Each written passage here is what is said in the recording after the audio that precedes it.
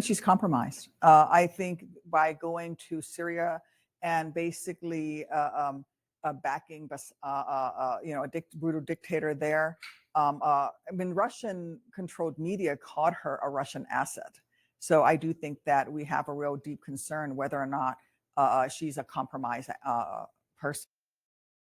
The hate for Tulsi Gabbard, or the questioning of Tulsi Gabbard, continues from Democrats. Senator Tammy Duckworth there is very concerned about Tulsi Gabbard's appointment as Director of National Intelligence. But one thing that I think both Democrats and Republicans aren't talking enough about is the current Director of National Intelligence, Avril Haines. We'll get to that in a second, but interestingly enough, I'll keep letting it play to hear what Tammy Duckworth says are some concerns about Tulsi Gabbard as Director of National Intelligence. And frankly, the U.S. Intelligence Committee, the U.S. intelligence community has identified her as having troubling relationships with America's foes. And so my worry is that she couldn't pass a background check.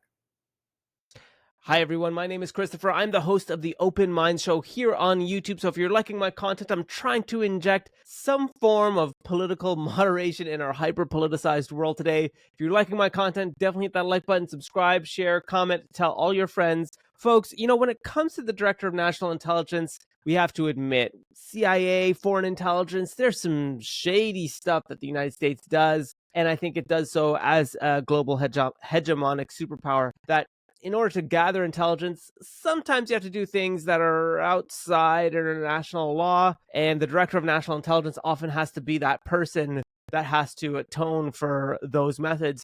Now, interestingly enough, I'm curious to see how Tulsi Gabbard is going to do in the role, because Tulsi has actually been very open in discussing the United States' endless wars, but also very critical of the United States and its foreign policy. But one person that seems to be flying under the radar this entire time is the current Director of National Intelligence, Avril Haines, who's been serving under the Biden administration. Now, Avril Haines has supported various prime ministers, including Barack Obama. But what's interesting about Avril Haines is she's not without controversy. During the Obama administration, she was tasked with determining whether the CIA should be disciplined for hacking computers of Senate staffers, authoring the Senate Intelligence Committee report on CIA torture. Haines chose not to discipline them, overruling a CIA Inspector General report. As well, during the DNC email leak in the middle of 2016, Haines convened a series of meetings to discuss ways to respond to the hacking and leaks. She was involved in the CIA project of redacting the Senate report for release. In the end, only 525 pages of the 6,700-page CIA torture report were released. As well, Haines worked closely with John Brennan in determining the Obama administration's policy on the extrajudicial targeted killing by drones. Now, folks, if you have read about Obama's drone wars, you know quite well the amount of civilians killed and the amount of international law those potentially violated. Haines was also instrumental in establishing the legal framework for the drone strikes, which targeted suspected terrorists in Somalia, Yemen, and Pakistan, but also resulted in the killing of innocent civilian lives. As well as as editor of In These Times, she said the policy guidelines made targeted killings all over the world a normal part of U.S.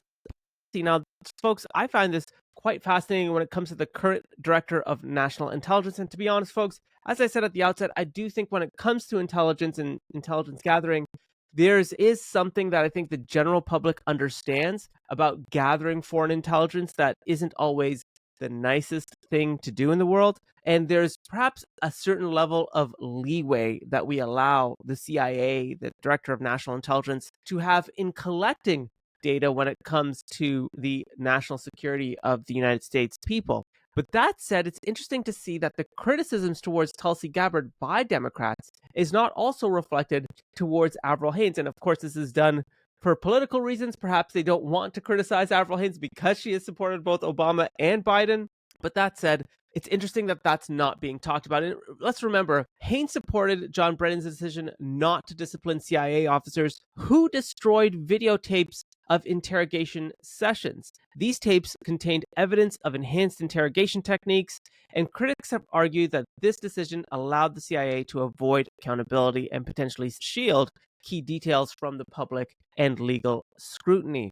Now, what's also interesting here is when we look at the report itself that was released by the U.S. Senate Intelligence Committee in 2014 on the CIA's detention and interrogation program, which was often criticized as the torture report. Interestingly enough, a few things were found. It found that the methods of interrogation, enhanced interrogation, failed to yield actionable intelligence, including during the hunt for Osama bin Laden. Many detainees provided false or misleading information under duress, making the program very counterproductive to national security.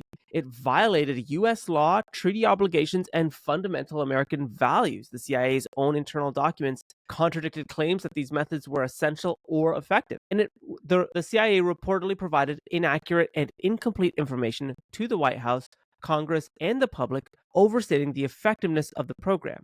Now, it's not Avril Haines who created, established, and ran this program, but she did play a very significant role in her involvement of the CIA's detention and interrogation program.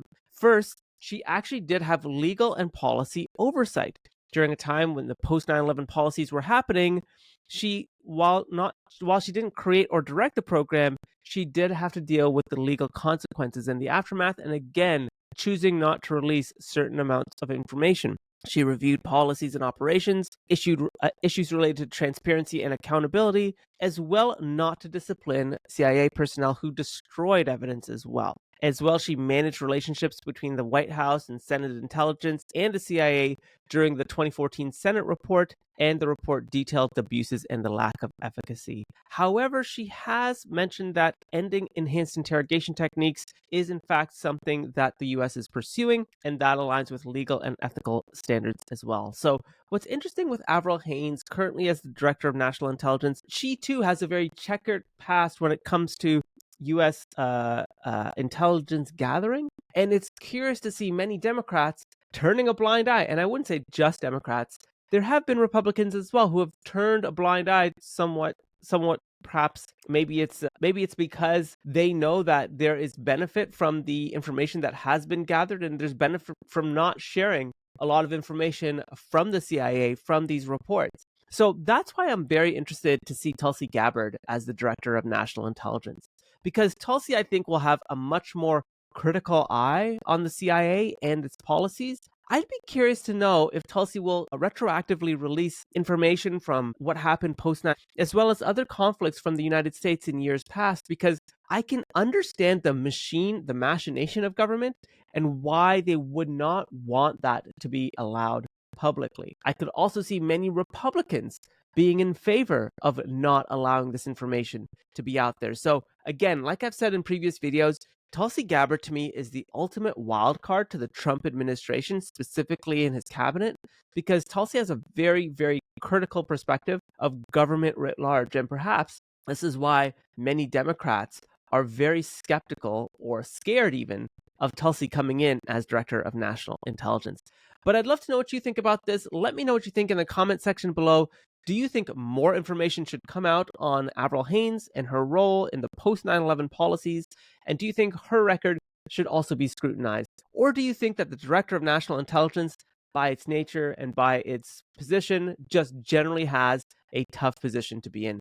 Let me know what you think in the comment section below.